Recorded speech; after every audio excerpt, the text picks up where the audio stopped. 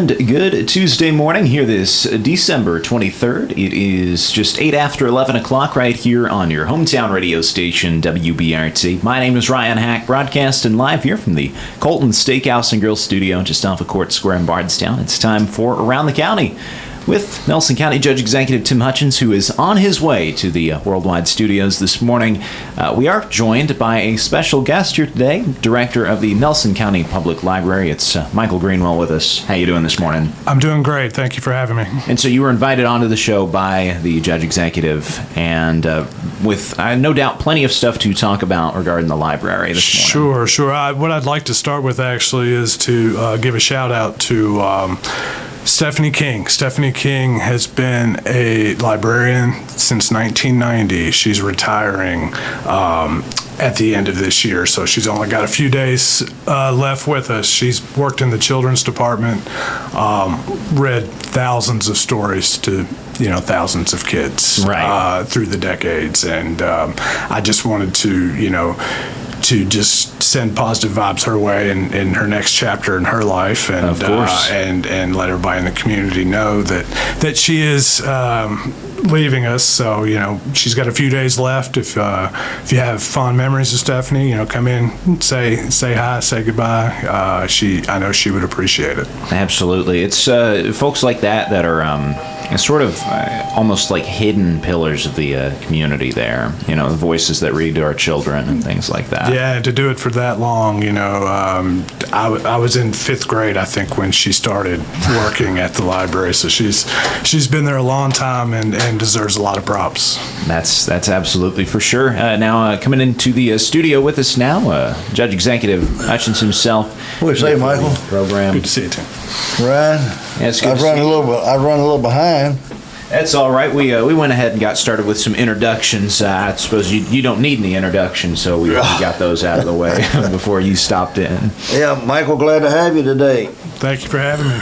Yeah, I was running a little bit behind, but that's all right. I figured y'all get started before I got here. Of course, yeah, got the sponsors mentioned. And yeah, I heard it. I was listening to you on there before I walked in. Make sure we got everything. Yeah, so we want to thank. I heard you play the sponsors a while ago, so thanks Bardstown Meals. Thanks to Bardstown Meals and Area 1 Realty for the sponsorship. Allow us to do this, and as we continue going forward, we'll have different guests. Try to get more guests from time to time because people probably get tired of hearing me. And one good thing about it is you got Ryan, so he took over for Roth. Mm-hmm. And he's a little more exciting. He gets a lot more things done. So a little more exciting. I'm honored to hear that. A different energy. There you go. Yeah. Yeah. That's a good word for it. So we want to talk. Michael's got. I don't want to get into the negatives too much. When I first took office, be almost 3 years ago, and I had a pretty heated campaign, and had 2 in the primary and then have 1 in the general election. And of course the library got brought up by one of the opponents a lot about a lot of different things, but what most people realize, I think now, it's different mindsets and whatever age you are in life and how much, but the library is used a lot. And it's just amazing how many people come in and out of there. I know you probably got a lot of data, Michael, but it's so the word got out, and I never did campaign on any negativity of the library. The only thing I did was saying that we need to make some strides and try to help with the financing side. They're a taxing district, and they've lowered the tax rates 3 years in a row. 3 years, yeah. And as we have on the fiscal court. So Michael and his team, I met with him, just to be upfront with everything, and we had the fiscal court, we had to change, there's a new policy that the state allowed the fiscal court to do if you adopt this new regulation, where the judge appoints the board it used to be it would come from the state, what do you call those? KDLA. KDLA. And Kentucky Department of Library and Archives. Right. So they would come in and tell us basically they want to appoint whoever. And that was just a pass-through for us. So we did adopt that new regulation that the state passed about probably, 5-6 years ago? Around that time, yeah. And the previous court didn't adopt it, but we did, and that gives the judge executive more authority about who they want to appoint to the board, and then the fiscal court approves it. And I worked with Michael on that, and we did make some changes, and we had some meetings about we want to try to encourage them. We don't have direct control over the library, but making sure everybody's on the same page. Communication was good, and one of my goals was to make sure we got our taxes down more, and he has done that. And I want to thank you and commend the board that you've got for doing that. And but that library is used a lot. I mean, there's so much going on there. It's amazing, and you can elaborate on that, Mike. Well, I was just going to say our goal is always to be, fiscally responsible to the taxpayers in Nelson County, but also in doing that, be able to provide all of the services that we do, and it is a lot. The people don't know everything that we've got going on up there. I brought calendars here that I know everybody can't see this, but this is just teens. This is just adults. Full calendar in January. We've got all kinds of programs going on. Those are different services. That's on top of what people consider traditional library services, checking out books. It just runs the gamut of everything that we do, and we can go into specific topics here as far as things that we've got going on. We got a free hour, not a free hour, somebody had to pay for it. Yeah. Well, that's the reason I brought you in, so we can elaborate on a little bit more. And it's kind of funny when I took office, when I did make some changes in the board or whatever, and the rumor got out that Hutchins is going to close the library. Now, Hutchins never did say he was going to close the library. First of all, I don't have authority to close the library. And second, I never said that and had no intention of closing the library. So I blamed it on Michael, jokingly. He sent all these people to me in lobbying, and me. I did have several meetings. People sent me some letters, anonymous letters, and it's not funny, but it is kind of funny. And I met with several of them actually, and different one. They have all these different groups. And one of the things I will say is, like, my wife took my youngest granddaughter up here yesterday. Okay, just family time that you spend in and out of that library. There's just so many things you can do, and the seniors and the elderly population.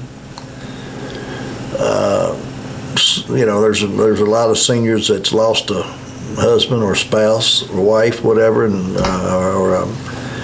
they have a lot of functions for them to keep them involved in the community. And I think that's probably if there's anything that's important, it's probably one of the most important, in my opinion. And they get together with their neighbors and everything. So anyway, there's so many good things going on, but. So I think I finally proved it to them all. I didn't get any more letters after about a year and phone calls, and so it worked I did out not. I did not start that. I'm not sure where that came from, but that does show you how much support we do have in the community. Yeah, he hired a lobbyist. Is what it was. Oh, yeah.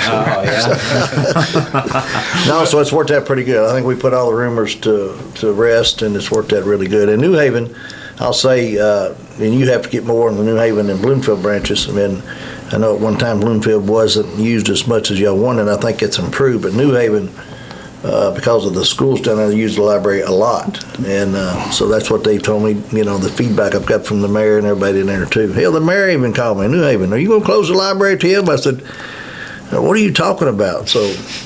She's a regular. Oh yeah, Linda. Yeah, so it's good. I mean, it's we got a lot of good things going. That's just another piece of what's going on in this community. So anyway, again, doing a good job, and I think the board's doing a good job, and we keep trying to bring tax rates down a little more, and that's all we can do. And then he had the flood.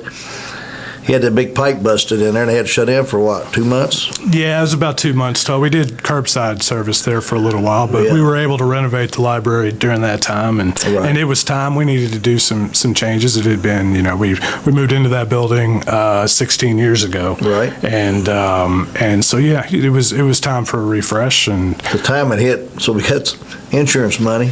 got a little bit of that. That helped out with, then they was going to do some remodeling that they had kind of planned anyway, so it worked all out pretty good, I think, but, Yeah, we were able to switch things around, move some collections around, get some new carpeting, new paint on the walls, new flooring. One thing we did was we took some of our larger shelves down, which brought more natural light into the building. It was in certain areas of the library before it was a little bit dark. We needed that shelf space, and we still do. We still have a lot of.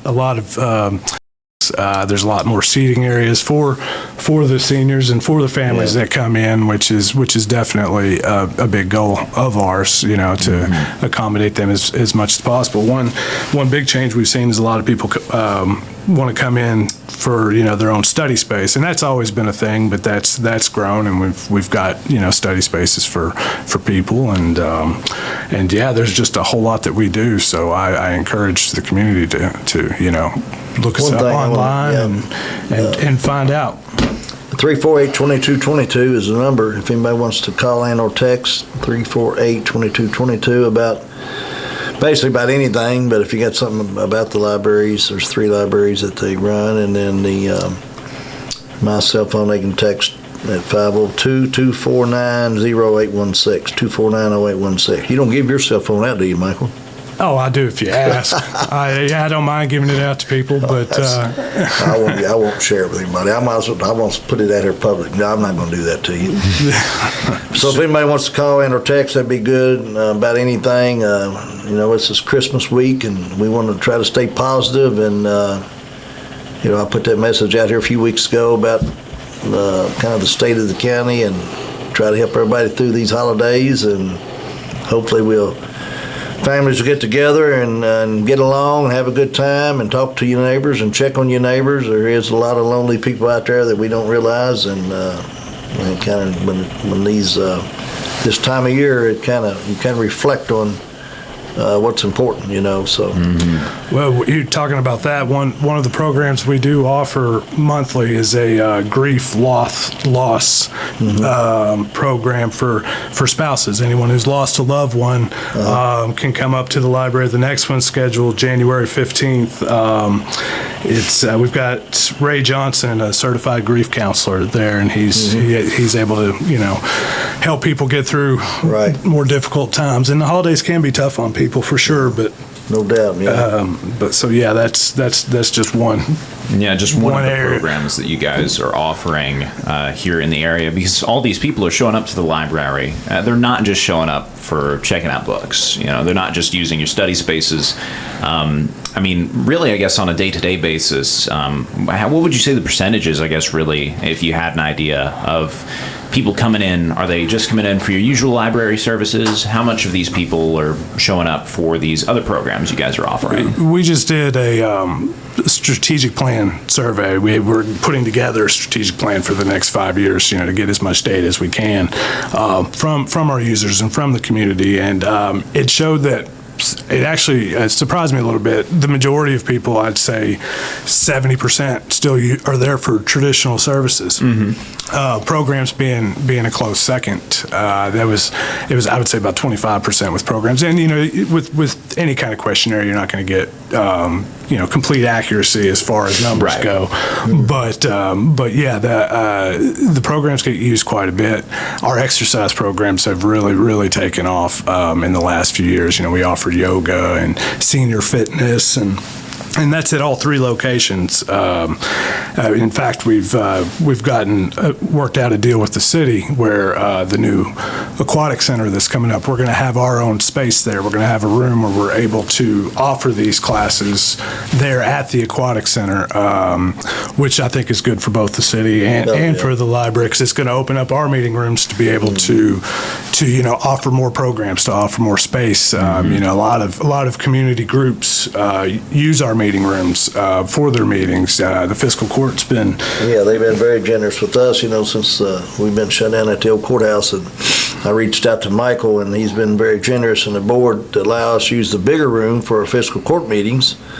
There's not a lot of meeting spaces or places throughout the county as much that most people would think. And you've got all these different groups. I mean, you got Kiwanis and Rotary and Optimist and so many different organizations that's very good for the community, but a lot of them don't have really place. They can't afford to go out and build a big office complex, so. And they all pay taxes. We all pay local taxes, and so they feel like that's a need that is fulfilled by the library tax, and so it helps. It's a broad base, a lot more broader than. Again, I didn't criticize the library campaigning, but I did learn a lot more about it when I did get involved as a county judge, because unless you, like anything you do, unless you're there a lot, you don't really see how much it's used and the importance of it. So it's opened my mind and my eyes a lot more even than before. So I asked Michael, and I talked to him when Mayor Heaton and the city council was working on this, the pool aquatic center project. And if you went by there lately, I think they're putting up walls. It's coming together. It's making it's moving a lot. It's a bit jarring to see. So I asked them, and I met with the board and Michael, I don't know, it's been some time ago, if they would be interested in help project some of their money for that. And so the mayor and his team and myself and met with their board and everything and worked out a deal. Wasn't for me, but it's that's a city council project, of course, the aquatic center. I don't want to take any kind of credit for it because the mayor and his team has been working on that for many years. So, but it all adds up, and they come in and be a part of that, and it's going to open up a lot more meeting space for you guys. There's no doubt about it. So I think that's a good win-win for everybody, and it's going to be, I think, good. So you have different groups that utilize different spaces. You have these different programs, and otherwise, of course, you all offer.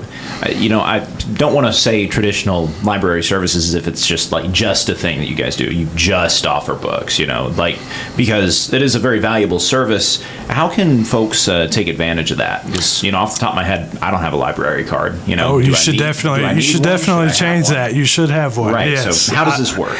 Well, if you just bring your ID up to the library and you can apply for a card. It's a simple application, and it actually gives you access to a lot more than just what we have in the building too. There's a lot of different databases. There's a lot of people have found ebooks is a thing that they really like. We've seen a huge growth in audiobooks that you can just download just with your card number. You have your card number, you go to one of two sites or two apps, Hoopla or Libby, download the app, and you have access to thousands upon thousands of different books you can read or listen to. Or if you prefer, some people prefer the actual book themselves. You can come in and if we don't have it, we're going to try to find it. We've got a program where we work with the other libraries. There's a courier that will bring books back and forth between the libraries. So even if you search our catalog for something that we don't have, that doesn't mean we can't get it for you. Gotcha. So no matter what your informational needs are, we will do our best to get that for you. And you don't just have books, but you also have other media as well there in the library. We do. We have audiobooks. We have DVDs. We've actually started a new thing called the Library of Things, which is actually really taken off a lot.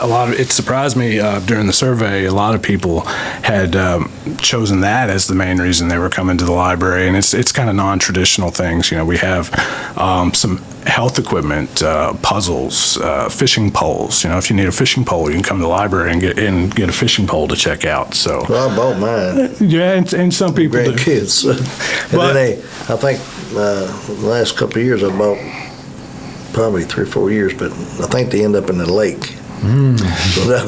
So now it seems like every year I said, "Where's the fishing poles at?" But here we go back again. Well, you can come get one from us and use it. Hopefully it doesn't end up in the lake. We work with you on that. So. And so when you say this library of things is like you guys have things that people are checking out that maybe someone might use once, you know, once in a blue moon. And so maybe they don't want to purchase one for themselves, especially if it's just going to sit and collect dust, but they can check it out and it goes back to the library and other people can use it as well. And it's most of what we've gotten has been donated. We've bought a few things here and there for it. You know, we have podcasting equipment. We've got some video game equipment. Like I said, the medical equipment has really checked out. Blood pressure readers, you know, just different things that you wouldn't think of that, you know, a library would have. And it's been a growing trend throughout the United States. A lot of libraries have started this, and we started about a year and a half ago, just adding to the collection here and there. The puzzles go out really well. A lot of those check out in board games, and it's does all the pieces to the puzzles come back? No, and again, a lot of those are donated, and we don't sit around counting puzzle pieces either. If someone tells us that's one thing I do not like, a puzzle. That's the most boring thing that I think you could ever do. So I guess that's good for some people, but some people really like it. Some people really like it. Patience. Yeah. And so with these services, whether you're going to maybe you're going to check out a classic or maybe a newer book, maybe you're going to be checking out a puzzle, for instance, or maybe you're going to be getting some equipment to record something.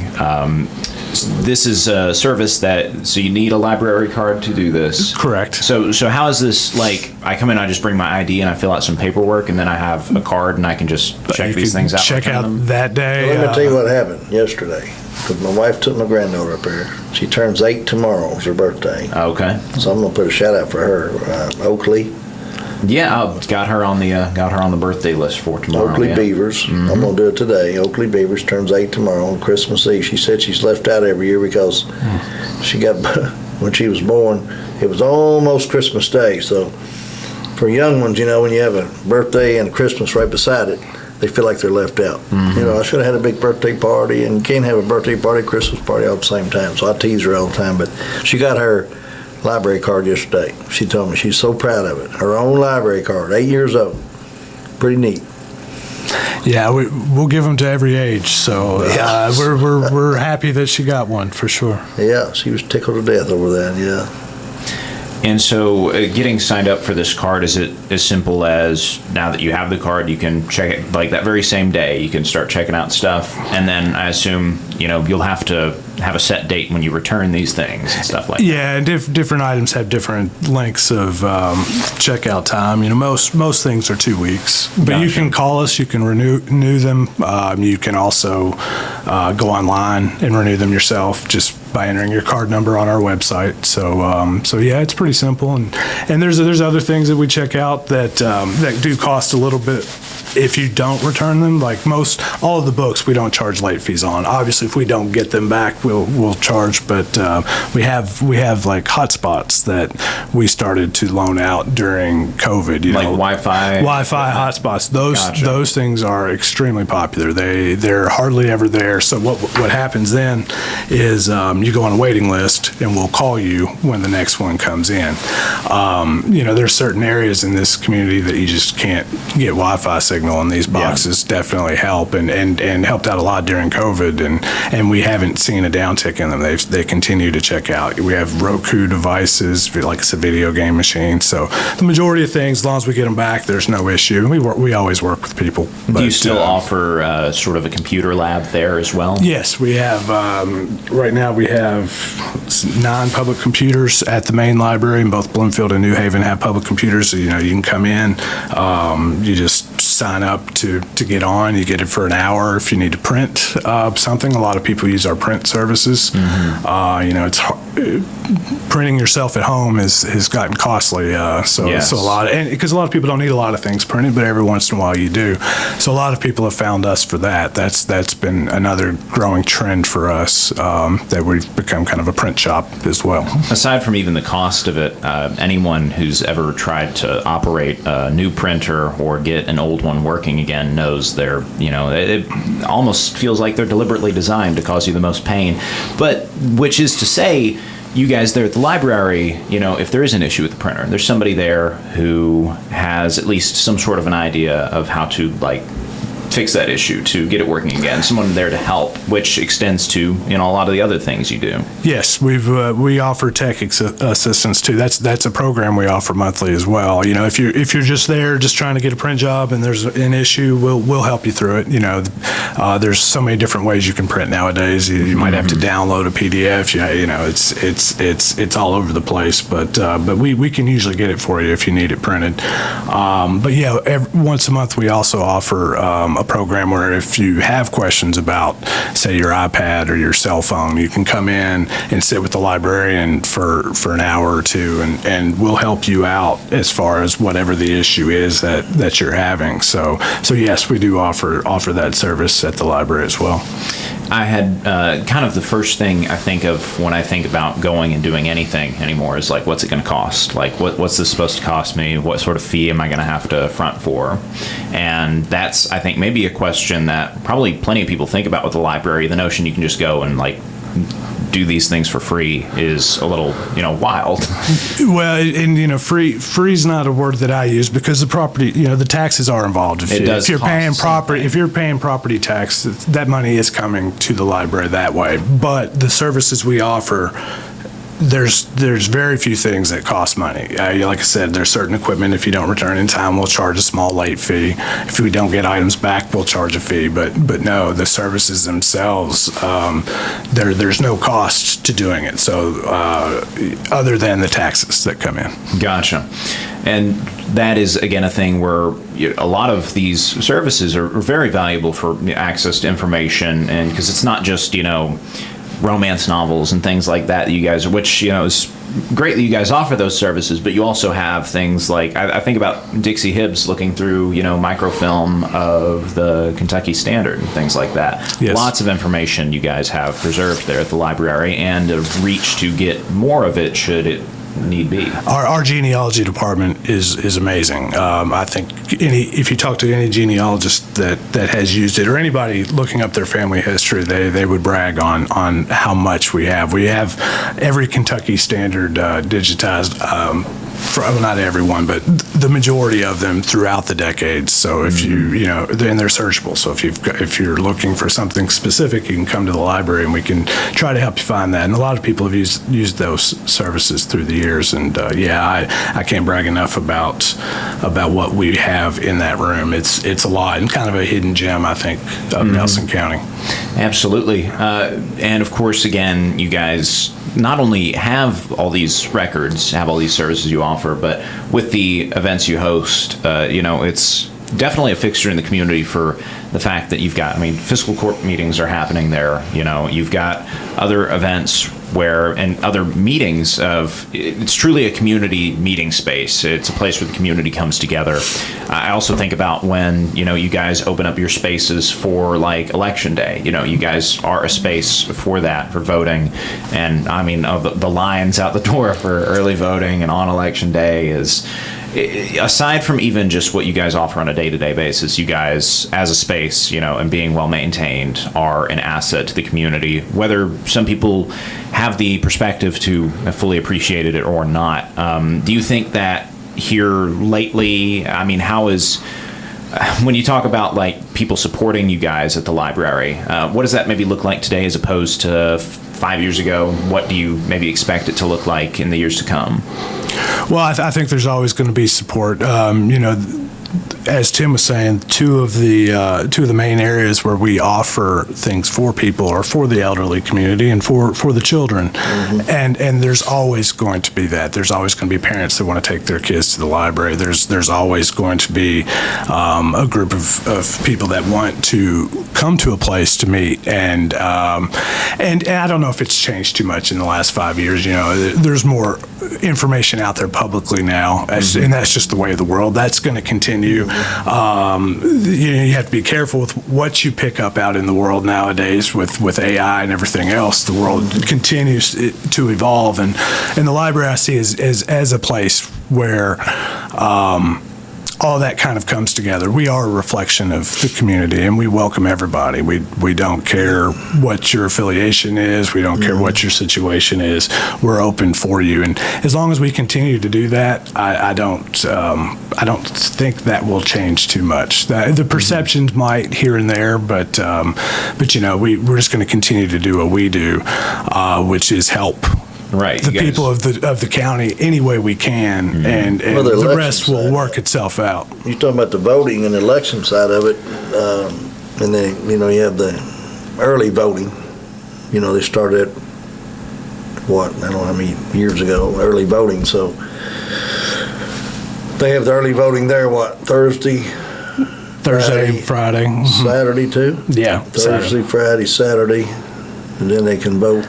And that's anybody. That's everybody. It doesn't matter what district. Precinct, any precinct you're in. And then on Tuesday, when Jeanette and you can vote in any precinct now. You don't have to go to your own precinct, which is, I think, a great move that they did, and we supported it through the fiscal court is with election equipment and printers and so on, but having the early voting there has worked out pretty good. Now, last election, because you had the Trump movement, it was packed and chaotic. So parking was a bit of an issue. It was. So this particular year, I don't know. You have hopefully it was like a record turnout, which is a good thing, and it caused a few problems, and that's okay. But we worked through. We the fiscal court. And we worked with Jeanette, our county clerk, and then in the general election, the early voting, we're going to have the library, and I think they've got it at the old Armory on Louisville Road. Mm-hmm. That'll come later as far as announcements, but we've got it worked out, and so then we've got some more places as far as voting goes, and that's going to really help out a whole lot. Now, I don't know if you have the movement or as many people involved in voting that we did then, because it was really crazy, but hopefully it will be. You can get more people voting is better, I think. So absolutely. So we got a few crinkles worked out going forward. I think it's worked out pretty good, and the Board of Elections here and the state's approved it, and Jeanette's been good to work with, so that's try to make improvements as we go. So I think that's going to be even better. So, but the library, man, that's another thing we do. Elections. Without it, where would you have it at? So, so there's a lot of good things. We did have a question come through, and this about a meeting that took place at the library, the special meeting that you guys had for fiscal court on Friday. Somebody was asking if you, Tim, could explain what that meeting was about. They didn't quite understand, I guess, maybe what they saw the agenda or what came of it, that special meeting you guys had on Friday. We did it Friday. We had the Tuesday, we had a regular fiscal court meeting this past Tuesday, a week ago today. And one thing on the agenda was to pass an ordinance about fee pulling for the sheriff's department. And you've probably heard me say this a lot. So we did the fee pulling ordinance, and you got to have 2 readings. We did first reading on Tuesday, then we had to have to get it done before January. We want to make sure you got to have 2 readings on an ordinance. So we wanted to get it all done last week. So we had to set a special meeting to do that, and we did it on the Zoom, and. I answered the question, and the reason we had a special meeting was because we had to have a second reading of the ordinance. So the special meeting was by state law. We had to do that, and so we had it scheduled for Friday. So we got advertised and get it out to the media and all that stuff. So and we didn't have that at the library. That meeting was a Zoom meeting that we voted on at the fiscal court meeting. We did that Friday morning. Lasted about 5 minutes or less. So. Gotcha. And just to rehash that fee pooling ordinance, just real quick, what exactly, I guess, folks, what does that mean? Well, it gets a little bit complicated to understand, but basically the money that goes into the sheriff's department, because they are they collect taxes, and they several things that they do. They have to run the courthouse by the statute, the big courthouse. I told you last week, the big judges. Remember that? Yeah. Yes. And then they collect taxes, and they get a percentage of their, I think it's 4% or whatever, on that they collect that actually operates the sheriff's budget. So the fiscal court passes the budget in July. The sheriff's budget's got to be done, I think, by January 15th. And by doing the fee pulling, and you've heard me say, I'm not going to try to get into too much negative or anything. We feel like that we could manage the money better and have it coming through the court. So whatever the sheriff collects as far as taxes, it'll come, he'll still collect it there, and they'll write a check. I'm going to give you an example. If it's $300,000 or $400,000 a month, or from October, November, December is the big months when people are paying their tax bills, and then whatever they collect, they'll write a check. One check basically is a month, is I think how we set it up, that whatever that amount is, I write a check to the fiscal court, and our treasurer will get that money and deposit it, and then all the bills that the sheriff department has, the bills will come with it, and then we write the checks. It'll come through our office, through our treasurer, and there'll be a few little speed bumps we got to jump over probably to get it all managed right, but I think it's going to be good. I think there's 40, I don't know, it might be more than that, 40 to 50 other counties that's already doing this throughout the state, and I've talked to some different sheriffs around and several judges, and the ones that are already doing it, they like it, really. It takes a lot of headaches away from that department, administrative stuff that they got to keep track of, and it gives them more authority to do more policing and things that they want to do. So in reality, without being negative about it, I think it helps us do more checks and balances on the money for the community. And there's a statute that's real clear that says, I wish I had to bring it with me, but it's Nelson County Judge, executive, and fiscal court is responsible for all money coming into the county. And paraphrasing, there's just one big strong sentence that says that we are responsible for all the money that's coming into Nelson County. And that's a pretty broad statement. You think about it when it says taxes, all taxes come into the county. So not just to pick on the sheriff, but to say Michael, he's a taxing district. Extension Board's a taxing district, Soil Conservation's a taxing district. But we appoint members to those boards, and when I appoint members to a board, I want to know who I'm appointing. And I've said it on here before, and I said it during the election, when I'm appointing people to different boards and committees, I told you last week, planning and zoning, and they have to meet, and they have directors or whoever's running Michael's case. They have a board. He's not a dictator. He can't just do what he wants to do. He has a board, but like me, I got 5 magistrates that you plan and you manage and your day-to-day operations, but checks and balances come back with whoever's on your board. And in my case, it'd be the 5 magistrates. So you got checks and balances. So we want, and since I've been county judge, I want more of that, more checks and balances. We do I know we've done a lot more safety training since I've been here through our Kentucky Association of Counties, Homeland Security, putting up more firewalls and just all kinds of things that we've done. And then also with inventory control, there was a lot of, again, not blaming anybody for anything, but it could be easy. I can say easy, but you've heard the stories out there that people can take. When you got money laying around, it's always easy for somebody to put it in their pocket. So you got your checks and balances. When you do these audits, the state comes in audits, and we have a private auditor come in, and usually that's one of the big things that sticks out on the fiscal court. And some of these other ones, there's whoever's collecting money, you don't want them depositing the money. Yeah. You want different people doing things different all the time. If there is a red flag, it'll usually show up. And during these audit reports, they'll say that pretty regular. Now, what does that mean? Well, that means you got to have more staff in some cases and making sure you got somebody there. I'll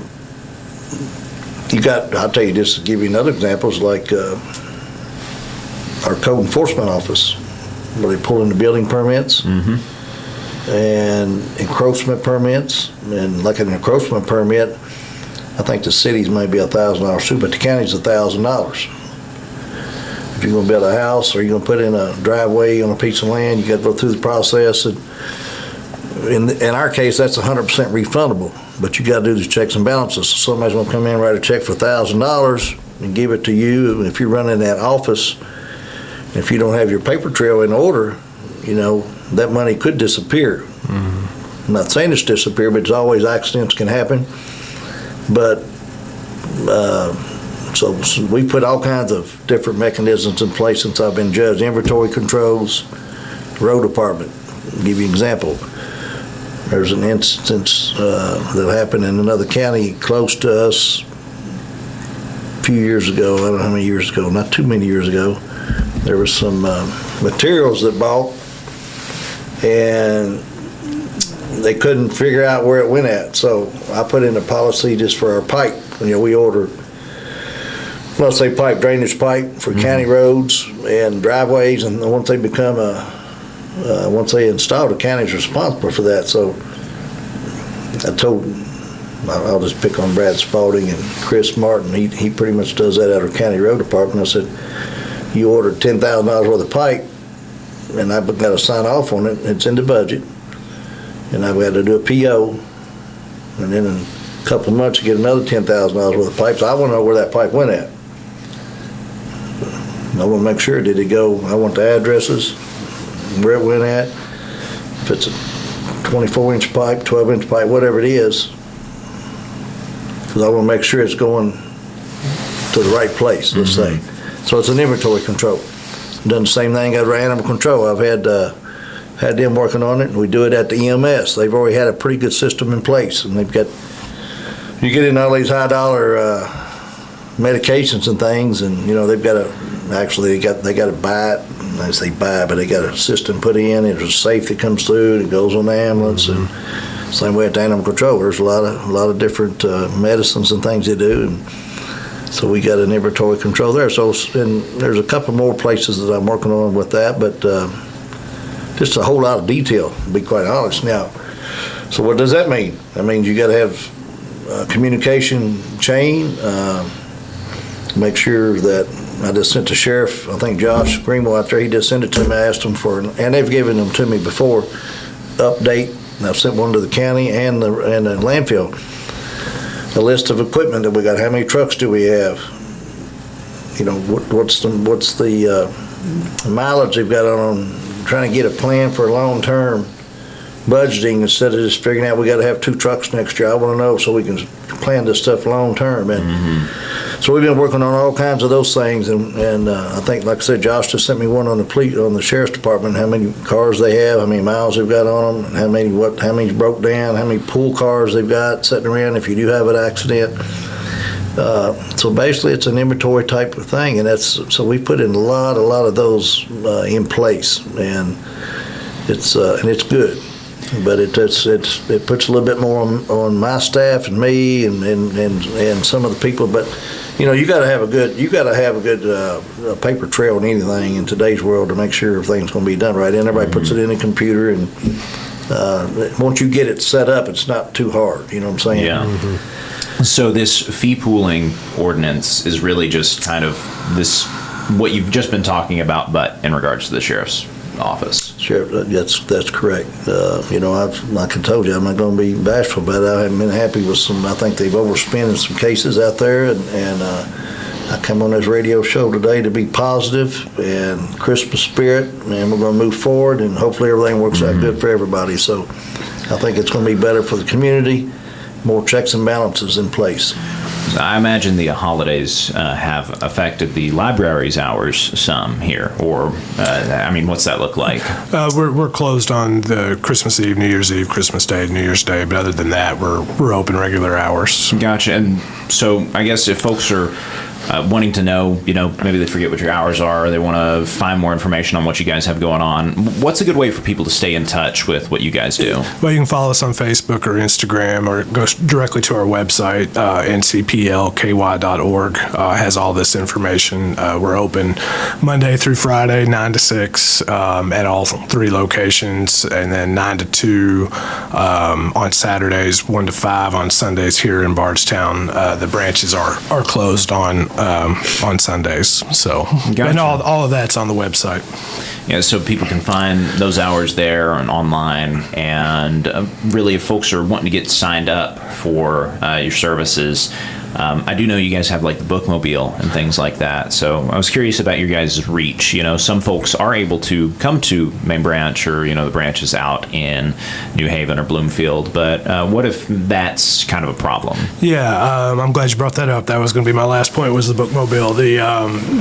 We've got a couple ladies that go around town. They go to the schools. They go to nursing homes. A lot of people can't get out of nursing homes. They're able to take materials to you. There are certain locations where people can't get to us, and if you call us and we can work it out in our routes, we'll bring materials to you, and we always try to work it out. It just depends, but yeah, we're very open with bringing materials to you. In fact, looking at the strategic planning, that might be a goal, is to expand some of those services in the next 5 years. Try to reach out more. It's today's world is more about the DoorDash and people like things coming to their home. So we've talked about expanding those services. So. And aside from people who, for convenience sake, but, we have in Nelson County, homebound residents. There are those who, transportation is an issue for. And so being able to offer those services to them so that it is, I suppose, really just make these services you guys offer more accessible, so that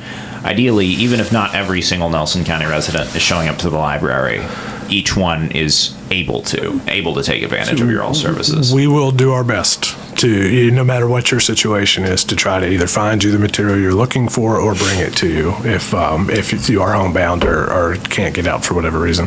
Right. So I suppose here, with a little bit of a disruption in your all services for the holidays, of course, here coming into the new year, you had mentioned you guys are maybe making some plans for what you're looking to build upon over the course of the next 5 years you just mentioned there. Mm-hmm. I didn't know if maybe you wanted to, not to say you have any big plans you're keeping under wraps or anything like that, but I suppose what more can folks expect from you all aside from what you continue to do? Well, we're going to continue to look to growing the services. Like I said, the Library of Things is an area that I think we should look into expanding into. The services with the bookmobile, or just, we also have a van that brings materials out to people. I think that's another area where we'll look to grow. Moving into the aquatic center, opening up the meeting space is a third area. We've talked about other things, bigger capital projects. That's still, there's nothing definitive there, but we've got a few ideas we're floating around, and you still have the bookmobile. I bought a new one a few years ago. Yeah, that was 2 years ago. It still gets out and around. I remember when I was at St. Gregory's a couple of days ago, back when I was in school, and bookmobile would come by, and kind of exciting thing for the kids. And a lot of schools have some pretty, I guess they do, stronger libraries, or maybe bigger than what they used to, but y'all still go around a lot of the schools. Oh, yes. We were at St. Gregory's with several of the schools, and then we do programs in schools too. We've got book clubs at a couple of the high schools that we offer, and a lot of the teenagers take advantage of that. It's my wife's favorite memory of the bookmobile when she was a child. Yeah. She lived out in Athertonville, and the bookmobile would come out there, and getting on that and being able to check books out is definitely that's across the line when you go to Athertonville. It is, but I think they might have came into New Haven. Oh, yeah. But yeah. No, it's a remarkable thing, the services you guys offer, and I suppose one of the remarkable things about it is how, for some people, like myself, kind of the extent of what you guys do is unknown. I think I knew you guys have stuff other than books, other than what you usually offer in a library. But again, if folks are more curious about maybe the specifics about this Library of Things, stuff like that, they can find that information on your website, or they can just stop in and ask. Or call. Yeah, or send us a message on Facebook. Yeah, any of Facebook those stuff things. is what, I mean, that's just, this young generation especially, you pretty much get on there and find anything you want if you, I guess you dial into it, but it's been good. I think they've got a lot of good things going, so the future's bright, I believe, and I had a guy just sent me a text. He said, "No, that wasn't a record in election." He said, "That wasn't a record," because I said it was a record. Yeah. I said, "Well, it was close to a record, but that early voting at the library, regardless of a record or not, it was crowded." So we try to get those things fixed moving forward. So. Right. Well, we're running a little short on time here. Got just about a minute or two left. I don't know if there's any final notes here you want to leave us off on, either of you, with the holidays ahead of us.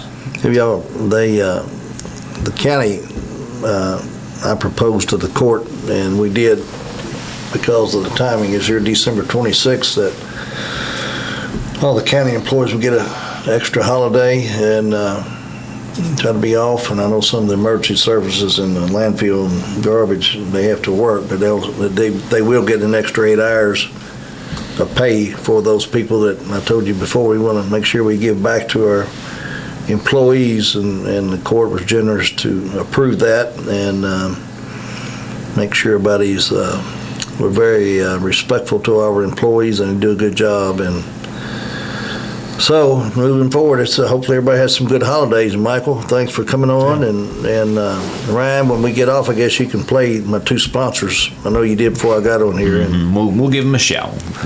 We'll spread the word on that. And Merry Christmas to everybody. Yeah, Merry Christmas. If anybody has any concerns with anything going on, emergencies, they can, like I say, my number's, cell phone's 502-249-0816, but when they call the office, if we are closed, they can always call my direct number, and my office number is 348-1800.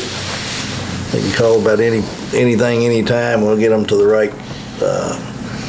right place to fix their help with their needs.